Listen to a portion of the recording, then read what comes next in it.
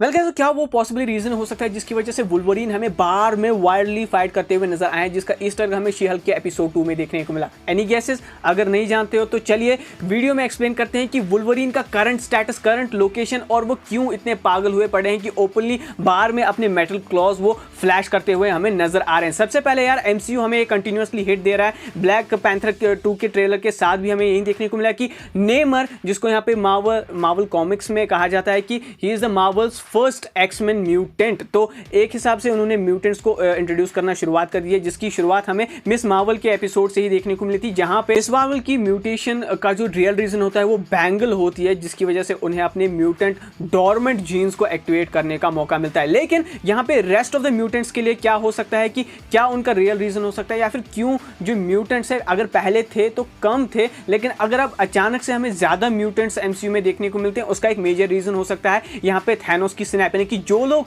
गायब हुए वो तो गायब हुए, लेकिन जो लोग जिंदा बच गए स्नैप से, थैनोस की स्नैप से, एक्चुअली में स्नैप का असर उन पे भी इस तरीके से हुआ कि उस हाई लेवल कॉस्मिक एनर्जी ने उनके अंदर जो डॉर्मेंट म्यूटेंट जीन्स थे उनमें और ज्यादा म्यूटेशन पैदा कर दी, उन्हें एक्टिवेट कर दिया, जिसकी वजह से अचानक से हमें म्यूटेंट का बर्स्ट देखने को मिलेगा। लेकिन वुल्वरीन के साथ अगर मैं बात करूं, ये केस बिल्कुल ही डिफरेंट हो सकता है, क्योंकि सबसे पहले कुछ लोग तो यार कहते हैं कि कैप्टन अमेरिका के साथ भी वुल्वरीन ने फाइट किया हुआ हो सकता है उनकी वॉर्स में, जो कि अगेंस्ट नाजीज थी, अगेंस्ट दी हाइड्रा बेसिस थी। वेल उस टाइम पे हो सकता है कि यहाँ पे लोगन एक नॉर्मल ह्यूमन बीइंग थे, एक नॉर्मल सोल्जर थे, लेकिन कैप्टन अमेरिका के जाने के बाद जैसा कि हमें रिवील हुआ तो होता हुआ दिखाई देता है यहाँ पे the falcon and the winter soldier में कि आइज़ाया ब्रैडली के अलावा और भी कई लोग थे जिनके ऊपर different versions of super soldier serums test किए गए थे, और उनमें से कुछ बंदे जिंदा भी बचे थे, लेकिन उनके साथ क्या हुआ ये हमें पता नहीं चलता है। हो सकता है कि जो डॉर्मेंट म्यूटेंट जीन्स लोगन के अंदर उस टाइम पे थे ना, सुपर सोल्जर सीरम के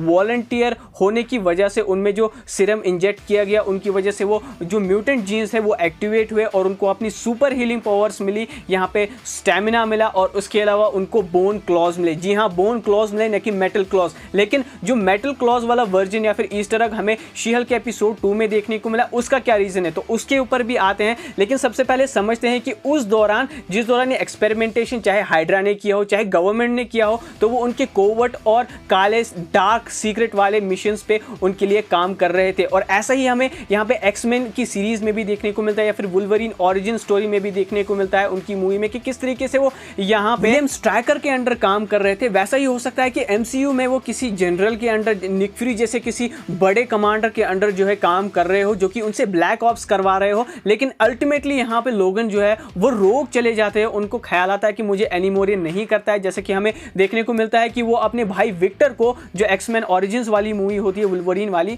वहां पे वो अपने भाई विक्टर को छोड़ के चले जाते हैं और यहाँ पे अपनी गर्लफ्रेंड के साथ एक तरीके से सेपरेट लाइफ बिताते हैं। तो हो सकता है कि एमसीयू में हमें यही बताया जाए कि इतने टाइम से यहाँ पे सुपर सोल्जर सीरम के प्रोग्राम से लेके अभी तक यहाँ पे लोग की रहे हैं पूरी तरीके से लोगन यानी कि वुल्वरीन, और उसके बाद वो एक्टिवेट क्यों होते हैं, क्योंकि फाइनली उन्हें शायद जो है शील्ड के बाद जो ऑर्गेनाइजेशन आई है स्वॉर्ड, वो उन्हें ढूंढ लेती है। ढूंढ क्यों लेती है? क्योंकि यहाँ पे उन्होंने अपनी स्नैप के दौरान जो थैनोस ने की थी, वहां पे उनकी फैमिली भी उसके साथ गायब हुई, जिसके बाद वो अपनी फैमिली को ढूंढने के लिए इधर से उधर पागलों की तरह ढूंढ रहे थे। जैसे हॉकाई हमें रोग होते हुए नजर नहीं आए थे कि किस तरीके से एवेंजर्स एंड गेम में उन्होंने रोनिन का अवतार यहाँ पे लिया था, तो हो सकता है कि उन्होंने भी वो ब्रूटल मास्क अप वाला अवतार लिया हो, जहां पे वो लोगों को जो है मार रहे हो, लेकिन अल्टीमेटली स्वॉर्ड एजेंसी उन्हें पकड़ती है और कहती है कि अगर तुम हमारे अंडर काम करोगे, हमारे सेंटिएंट वेपन ऑर्गेनाइजेशन में काम करोगे हमारे साथ, हम तुमको अपग्रेड भी दोगे और जितने भी विलन्स को तुम्हें एक्सटिंग्विश करना है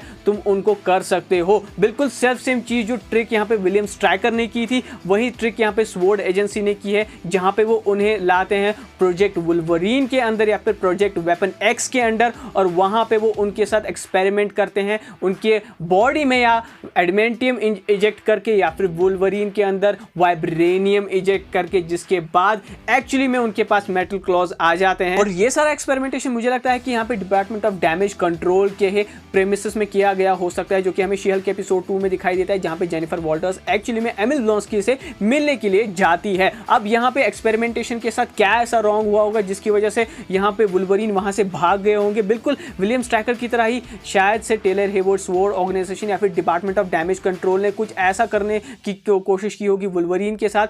जो कि वुल्वरीन को पसंद नहीं आया। शायद उनकी मेमोरी मिटाने की कोशिश की, जिसमें वो पार्श कमर्शियली सक्सेसफुल रहे या फिर वुल्वरीन के पास अपनी मेमोरी के कुछ बिट्स एंड पीसेस ही रहे जिसकी वजह से उनको कुछ क्लियरली याद नहीं हो सकता है और वो शायद जो है डिपार्टमेंट ऑफ डैमेज कंट्रोल की उस फैसिलिटी या फिर स्वॉर्ड की उस यहाँ पे एक्सपेरिमेंटेशन फैसिलिटी से बिल्कुल भाग गए हो वुल्वरीन ऑरिजिन्स वाली स्टोरी की तरह या फिर मूवी की तरह ही। क्योंकि हमें एक्समैन की मूवीज में भी देखने को मिलता है कि जब तक यहाँ पे चार्ल्स एक्जेवियर का सामना नहीं होता है वुल्वरीन से तब तक वो अपनी आइडेंटिटी को खोजने के लिए इधर से उधर पागलों की तरह हमें भागते हुए नजर भी आते हैं और यही शायद उस बार फाइट का रीजन था जो हमें ईस्टर एग के तौर पे शी-हल्क के एपिसोड 2 में देखने को मिली है। लेकिन अब यहाँ पे ये सारी चीजें रिवील होते हुए हमें दिखाई दे सकती है। म्यूटेंट का पब्लिक रेवलेशन हमें captain America the new world order की मूवी में देखने को मिल सकता है जिसमें सैम विल्सन तो होंगे ही लेकिन हो सकता है कि ओल्ड स्टीव रॉजर्स हमें इस सब के बारे में डिटेल इकट्ठा करते हुए दिखाई दे सकते हैं। क्योंकि यहाँ पे आइज़ाया ब्रैडली का जो केस हमें देखने को मिलता है ना कि किस तरीके से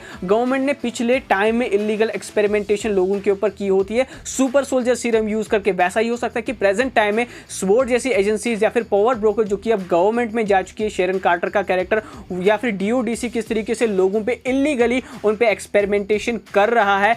चाहे उनके पास सुपर पावर्स स्नैप के बाद आई या फिर ब्लिप के बाद जो लोग वापस आए उनके पास जो म्यूटेंट जीन्स है वो एक्टिवेट हुए, किस तरीके से वो उनका नाजायज फायदा उठा के उनसे गलत काम करवा रहे हैं या फिर उनके ऊपर सीक्रेट एक्सपेरिमेंटेशन कर रहे हैं। इसी का डेटा कंपाइल करते हुए हमें शायद से सैम विल्सन नजर आएंगे या फिर जो है जिस तरीके से मैं captain America the winter soldier में नताशा रोमानोफ पब्लिक करते हुए आती है सारा डार्क सीक्रेट वाला डेटा शील्ड एजेंसी का जो कि एक्चुअली में हाइड्रा ने टेक ओवर कर रही होती है। हाइड्रा का डेटा भी जो है उसी के साथ पब्लिक हो जाता है। वैसा ही जो है हमें यहाँ पे देखने को मिलेगा कि म्यूटेंट्स का भी पब्लिक रेवलेशन, उनका भी सारा डेटा गवर्नमेंट एजेंसी से उठाकर पब्लिक कर सकते हैं ओल्ड स्टीव रॉजर्स और सैम विल्सन मिलकर। नेमर की ओरिजिन स्टोरी हमें यहाँ पे ब्लैक पैंथर वाकांडा फॉरएवर में देखने को मिलेगी। वैसे ही मुझे लगता है कि हमें डिफरेंट मूवीज में अब यहाँ से शुरुआत कर दी जाएगी म्यूटेंट्स को बिल्डअप करने की, जैसा कि मिस मार्वल की ओरिजिन स्टोरी हमें डिज्नी प्लस की सीरीज में देखने को मिलती है। यहाँ पे उसी तरीके से हो सकता है कि captain America new world order में ऐसा ही कुछ हमें देखने को मिले बाकी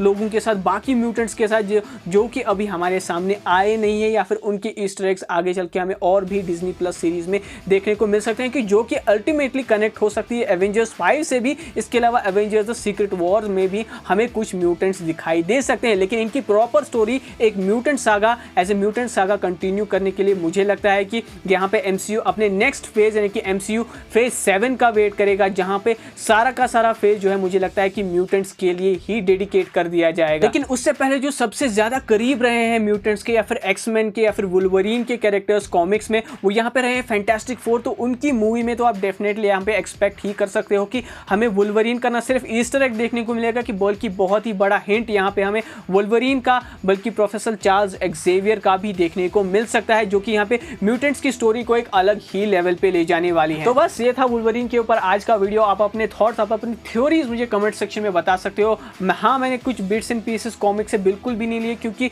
एमसीयू की आदत रही है कि वो हमेशा यहाँ पे कॉमिक्स के ओरिजिन को चेंज करके एक अलग ही स्टोरी मूवीज में लेके आता है। सो गाइज, आपके क्या थॉट्स है इस वीडियो में? अगर आपको ये वीडियो पसंद आया हो तो इस वीडियो को लाइक करो, शेयर करो, चैनल को सपोर्ट करो, सब्सक्राइब करो यार। इस पे वुल्वरीन के क्लॉज फेंक के मारा या कुछ मुझे पता नहीं यार। सब्सक्राइब बटन क्लिक करो और मिलते हैं आपसे बहुत ही जल्द नेक्स्ट वीडियो में। Till then take care and be marvellous.